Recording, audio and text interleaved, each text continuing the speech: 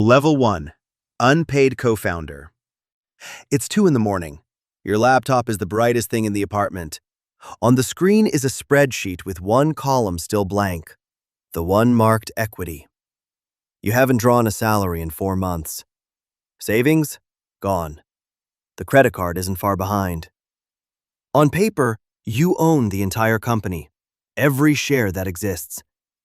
In your bank account, you own nothing. There is no line for all of it. Nobody explains this paradox before you start. Ownership and money are not the same thing. Yet, they may not be the same thing for years. Your lawyer sends over a document. Standard, she says. 4-year vesting, 1-year cliff. You barely register the word cliff. You're not planning on leaving. Nobody plans on leaving at level 1. The company has no product, no customer, no office technically, just this apartment and a second laptop belonging to the person who will become your co-founder asleep on the couch behind you. What the company has is a filing. Incorporated in Delaware, like almost every startup in America, because Delaware's corporate law is where the rules of everything that happens to you later were quietly written, long before either of you existed. You fill in the blank cell. 100% ownership. Split 2 ways on a handshake that will later become a legal document neither of you reads carefully enough. It is the highest ownership percentage anyone at this company will ever hold. It is also, tonight, worth exactly $0. According to surveys of people who work at startups, 80% say the work itself damages their mental health. You haven't read that survey. If you had, you might notice something strange in it. The employees report it worse than the founders do. Not because founders suffer less, because founders, for now, still believe the spreadsheet is theirs to control. You highlight the equity cell in red so you don't lose track of it later. You will lose track of it later. The contract you're about to sign was written for a version of the company that doesn't exist yet. Level 2. Founding Engineer. The offer letter arrives as a PDF. The title on it reads, Founding Engineer. It sounds like ownership. It sounds like being there at the beginning, which you are. Employee number 4. It is not a legal title. There is no box on any government form for Founding Engineer. It carries no vote, no board seat, no claim on anything beyond what the document underneath it actually grants, which is a salary lower than what you'd make at a company 20 times this size, and a number of shares that seems large until someone explains what it's a percentage of. Nobody explains what it's a percentage of. You work the same hours as the co-founders, sometimes longer because you're still learning the code base they wrote from memory. The difference isn't visible day to day. It's visible in the paperwork you haven't been shown yet. According to people who study early hiring, startups have leaned on titles like this: Founding Engineer, Founding Designer, specifically for their first 5 to 10 hires, to create a feeling of shared ownership that doesn't require giving up any actual governance. It works, mostly, because at this stage, nobody is thinking about governance. You're thinking about shipping the product before the money runs out. There's a version of this job where the title matters as much as it sounds like it should. There's a more common version where it's the first thing you'll have to explain, years from now, to a recruiter who's never heard of the company. Neither version is decided yet. That's what makes it bearable. Somewhere in the paperwork is a number. You sign where you're told to sign. You won't think about that number again for a year. Level 3. Early hire, post-Series A. A calendar reminder blinks on your monitor. 364 days since your start date. You almost dismiss it without reading it. This is the level where the company stops running on savings and starts running on someone else's money. A Series A, a name brand investor, a headcount that's tripled in 6 months. You were hired after the round closed. Market salary, real health insurance, an equity grant that came with a document you skimmed and initialed. The document contained a clause you didn't ask about. The standard 4-year vesting schedule with a 1-year cliff. Here is what that means, precisely. Nothing vests for the first 12 months. Nothing. Then, on day 365, 25% of your total grant vests all at once. The remaining 75% trickles in monthly for the next 3 years. Leave on day 364, and you walk away with 0. Leave on day 366, and you keep a year's worth. It is not a metaphor. It is a line in a contract, and it is binary. And there is no appeal process for being 2 days early. You are, as of this morning, 364 days in. You didn't plan the timing.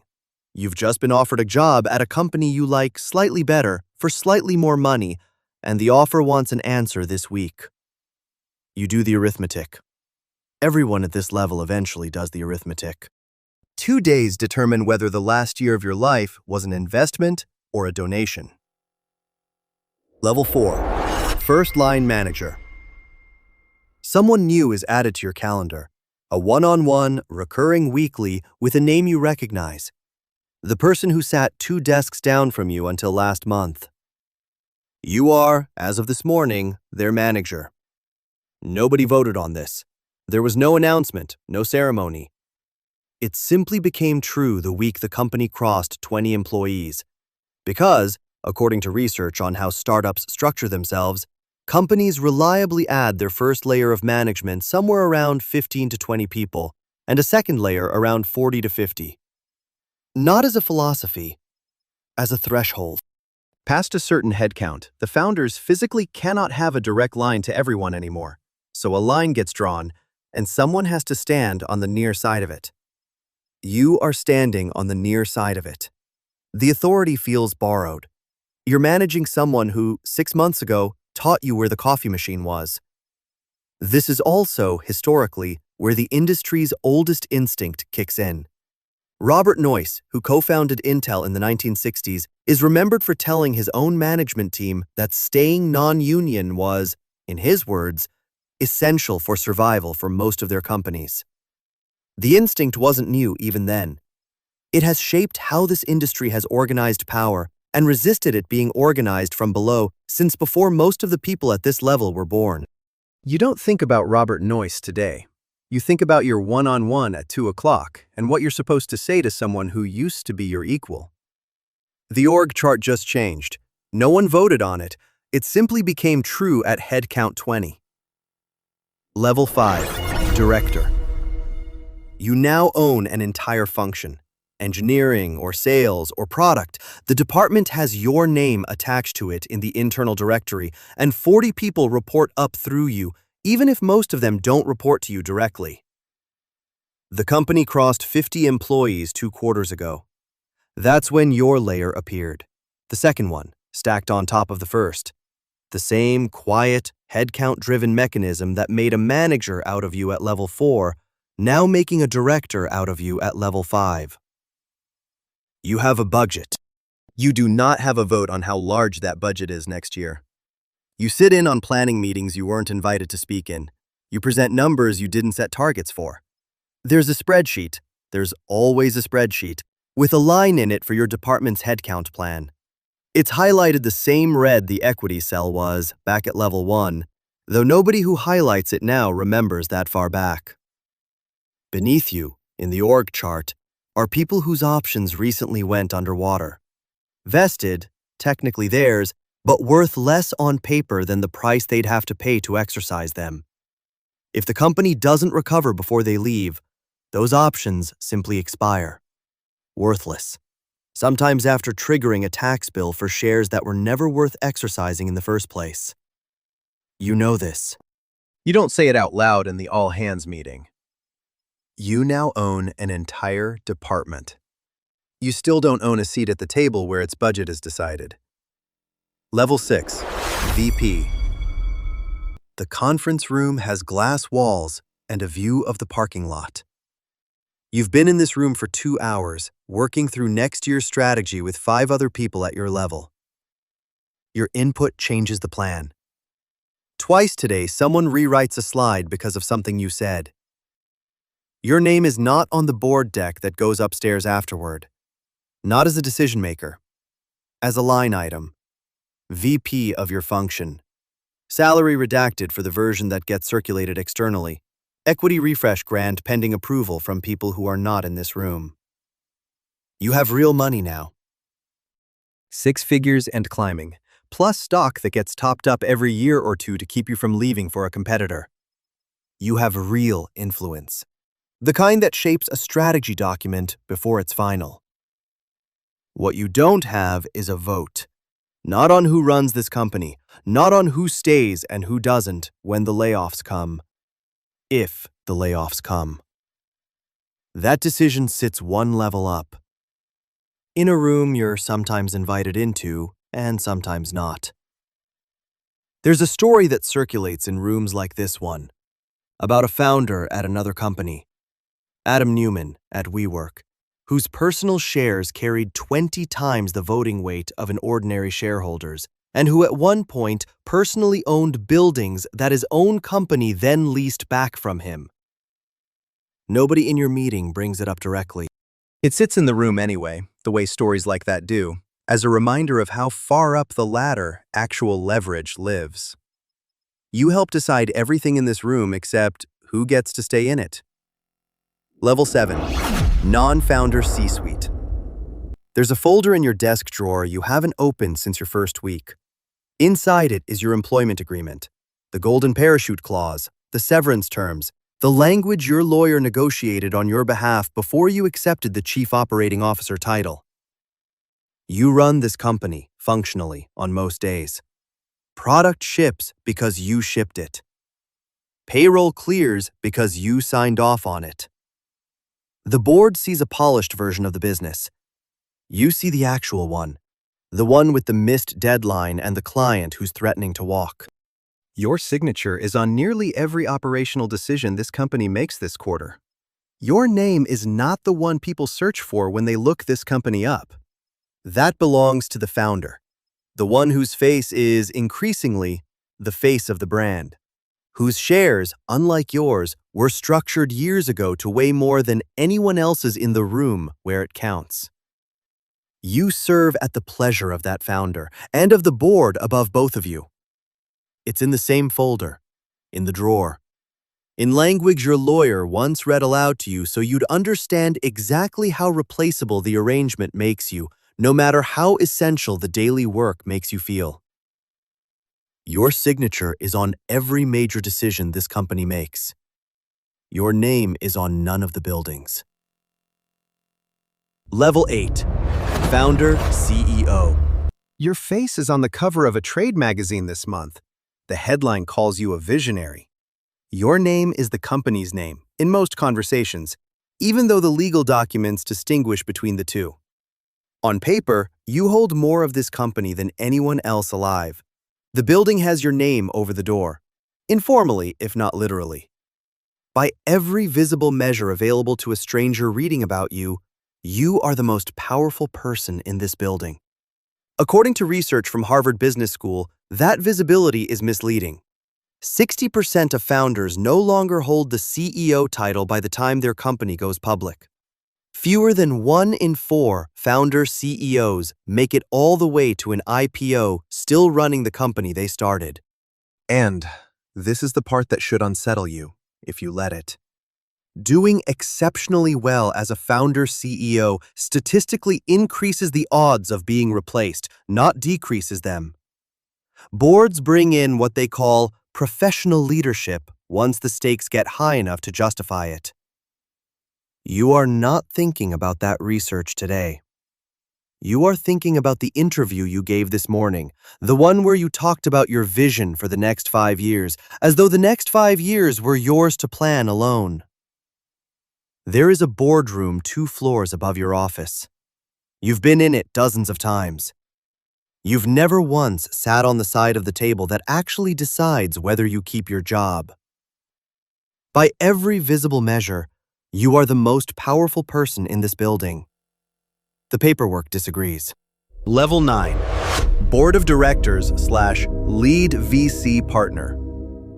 5 people sit around a table. None of them wrote a line of the company's code. None of them designed the product, hired the first engineer, or slept on the office couch during the early years. All 5 of them can vote to remove the founder from his own company this afternoon, if they choose to. This is not hypothetical. In November of 2023, OpenAI's board did exactly that to its own founder, Sam Altman. Removed him abruptly, citing a lack of what they called consistent candor. 5 days later, after nearly the entire company signed a letter threatening to leave with him, the board reversed itself and brought him back. 5 days. That's how quickly the floor can move under a founder who, 1 week earlier, looked like the most secure person in the building. Here's what almost never gets said out loud in rooms like this one. Some founders never face this risk at all. At Theranos, Elizabeth Holmes assigned herself 100 votes for every share she owned, a structure that gave her 99.7% of the company's voting power, regardless of what the board thought of her. Google's founders, and later Meta's, built similar protections into their own companies before going public. Dual-class share structures that let a founder keep permanent voting control no matter how much of the actual economic ownership gets sold off over time. Research on public companies with this structure finds that founders and their families control the vast majority of them, roughly 9 in 10 among the largest examples in America. The founders who build this protection in early are, legally, almost unremovable. The ones who don't are, statistically, on a 5-year clock. The difference between them was never decided by performance. It was decided by paperwork, drafted years before anyone in this room needed to test it. The board didn't take his power. He never legally had it. The paperwork just hadn't caught up yet. Level 10. Senior Preted Shareholder. A number appears on a screen in an office you've never visited, at a company whose product you've never used. It's a wire confirmation. The amount is the first several $100 million of an acquisition that just closed. Money that reaches this account before it reaches any other line on the company's capitalization table. This is what a 2x non-participating liquidation preference means in practice. When the company you funded years ago finally sells, your fund gets paid back double its original investment first, in full, before a single dollar reaches anyone holding common stock. The founders, the early engineers, the employees who joined believing their equity was worth something. In one recent, well-documented case, a rent-to-own housing startup called Divvy Homes sold for $1 billion. That's exactly what happened. After debts, transaction costs, and the preference stack were paid out, common shareholders, including the company's own founders, were projected to receive nothing. Not a discount. Nothing. You didn't design the product. You didn't manage the team through the layoffs, the pivots, the year the revenue stalled. You wrote a check, negotiated the terms attached to that check with lawyers the founders' lawyers were, at the time, in no position to push back on, and waited. Whether the company ultimately succeeded, in any sense the public would recognize as success, was never actually the question your position had to answer. You get paid regardless. That was the point of the paperwork all along. The engineer who slept under her desk at level 1 and the fund partner who never once set foot in the office at level 10 own shares of the exact same company. The paperwork that decided how that would end was written before either of them arrived, and it will outlast both of them. She built something from nothing. He risked nothing to be paid first. Neither of you was ever free. One of you just found out later. The cycle continues. 5 people sit across the table from him. None of them founded the company. All of them can vote him out. This is Silicon Valley.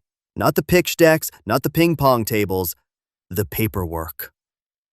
You are about to live through 10 ranks of a venture-backed startup, from the unpaid founder sleeping under his own desk to the investor who gets paid first, whether the company wins or loses.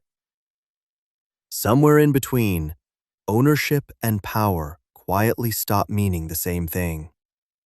By the end, you'll know exactly which rank that happens at, and why almost no one in the building sees it coming.